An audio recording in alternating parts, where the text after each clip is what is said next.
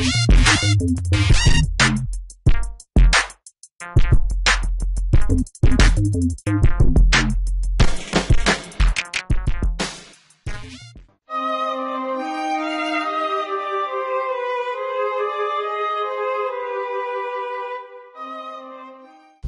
Habsyi merupakan salah satu bukit yang ada di pinggiran kota Madinah, Arab Saudi. Nama bukit itu tidak asing bagi umat Islam lantaran disebut oleh Rasulullah Muhammad SAW dalam salah satu hadis.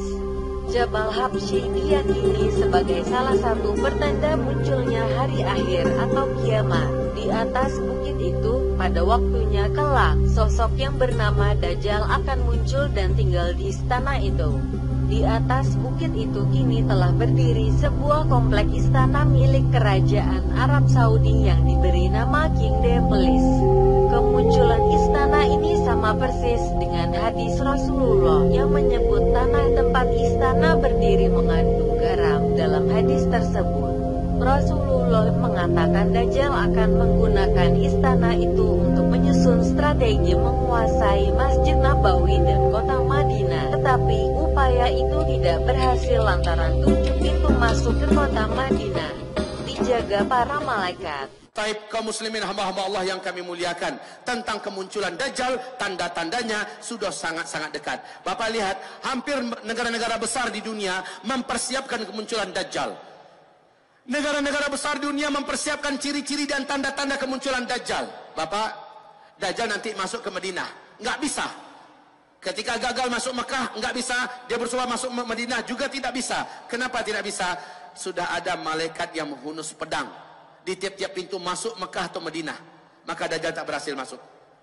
Dajjal naik ke atas sebuah bukit di luar kota Madinah, kata Rasul, dan melihat ke arah Madinah. Dajjal berkata sambil menunjuk ke Masjid Nabi, itu adalah istana putihnya si Ahmad.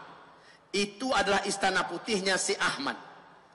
Dia menghentakkan kakinya 3 kali di atas bukit itu. Gempa ke satu kota Madinah. Orang-orang munafik, orang-orang musyrik yang tinggal di dalam kota Madinah keluar seluruhnya, keluar dari kota Madinah bergabung dengan Dajjal. Dan ketahuilah, bukit tempat dia menghentakkan kaki disebut dengan Bukit Garam. Oleh ulama sekarang disebut dengan Bukit Dajjal. Tahu tidak Bapak Ibu, di mana bukit ini berada di Madinah? Di luar kota Madinah. Sekarang bukit itu di atasnya sudah dibangun istana kerajaan. Jadi yang Bapak lihat masuk ke Madinah, pergi ke Uhud, ada nampak satu bukit didirikan istana, itu adalah bukitnya Dajjal. Itu Bukit Garam. Masya Allah. Kayak dipersiapkan, inilah tempat ente nanti wahai Dajjal. La haula wala quwata illa billah. Kaum muslimin yang kami muliakan, sementara istana putih yang ditunjuk oleh Dajjal ke Masjid Nabawi, ketika Nabi melafazkan hadis ini, seperti apa kondisi Masjid Nabawi? Lantainya saja masih tanah. Betul? Lantainya saja masih tanah, tiang-tiangnya masih pohon kurma, atapnya masih pelepah kurma. Sementara Dajjal di akhir zaman mengatakan itu istana putihnya si Ahmad. Masjid Nabawi sekarang kondisinya mirip istana enggak?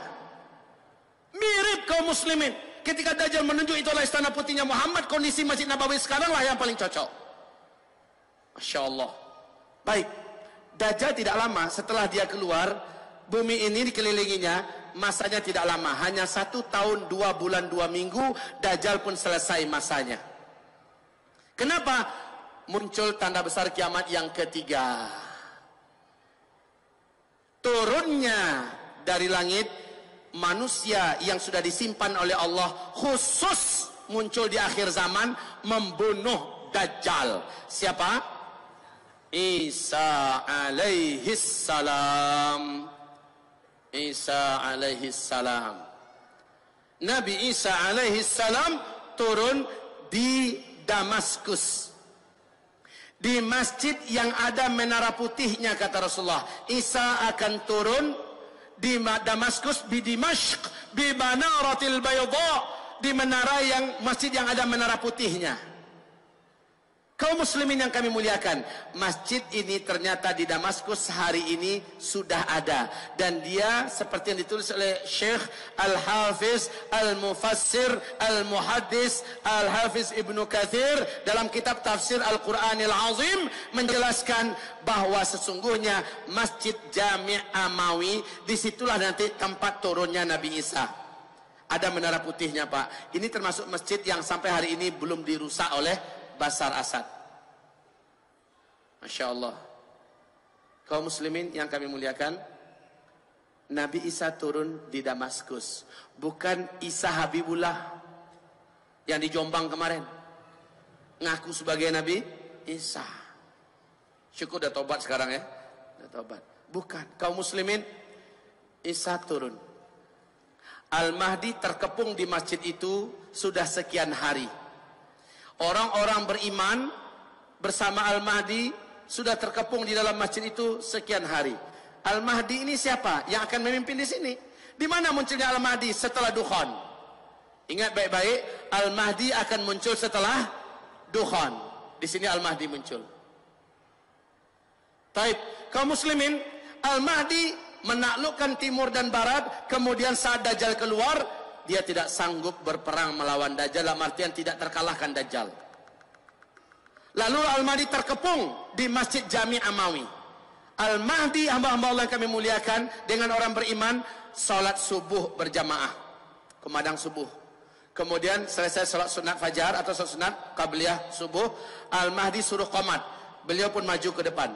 Saat maju ke depan, seluruh mata mengarah kepada langit. Ternyata Nabi Isa sedang turun diapit oleh dua malaikat yang masing-masing malaikat punya dua sayap yang terkembang. Nabi Isa turun. Tangan Isa yang kanan